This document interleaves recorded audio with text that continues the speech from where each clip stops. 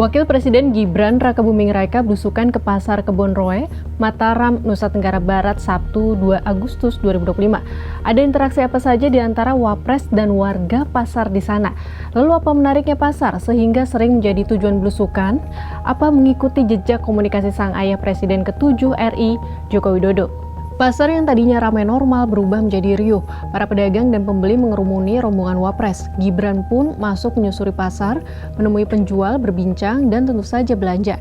Kompas mengamati Mas Wapres Gibran sempat membeli dari 3 pedagang, yaitu pedagang cabai tomat, pedagang bawang merah putih, dan pedagang makanan jajan pasar. Semua dagangan dibeli dan dibayar dengan harga Rp100.000. Belusukan Wapres Gibran ke pasar ini mengingatkan kepada kebiasaan yang identik dengan ayahnya, yaitu Presiden Jokowi.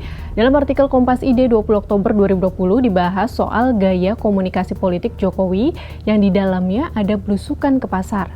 Pada debat perdana Capres-Cawapres 9 Juni 2014, saat itu Jokowi menyebut bahwa demokrasi adalah mendengar suara rakyat dan melaksanakannya. Oleh sebab itu ia datang ke kampung-kampung, ke pasar-pasar, bantaran sungai, petani, dan pelelangan ikan untuk mendengar suara rakyat.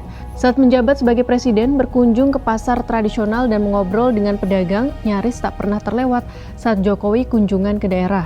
Terkait komunikasi dengan pedagang saat mengunjungi pasar, pengajar komunikasi politik UIN Syarif Hidayatullah, Gun-Gun Herianto mengatakan, hal ini adalah gaya kesetaraan dalam berkomunikasi politik akar rumput. Gaya komunikasi politik itu biasanya menekankan pada kedekatan, kehangatan, serta hubungan timbal balik sehingga pendekatan yang dipakai persuasif. Selain menekankan kedekatan dengan masyarakat akar rumput, ternyata pasar tradisional memiliki nilai potensi ekonomi dan politik di baliknya. Pasar dianggap oleh pejabat sebagai lokasi untuk melihat langsung kondisi real di lapangan.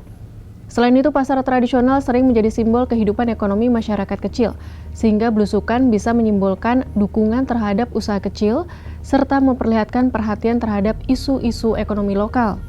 Dampak lainnya, belusukan pejabat di pasar tradisional seringkali menarik perhatian media dan masyarakat, sehingga otomatis dapat meningkatkan popularitas dan kampanye pejabat tersebut.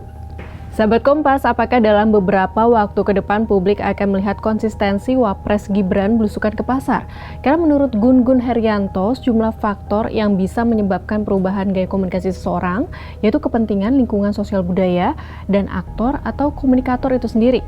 Jadi, Gibran belusukan ke pasar demi bekerja maksimal sebagai Wapres, menyerap aspirasi warga, atau sedang mendongkrak popularitas meminta dukungan rakyat untuk menepis isu pemakzulan yang muncul hilang belakangan.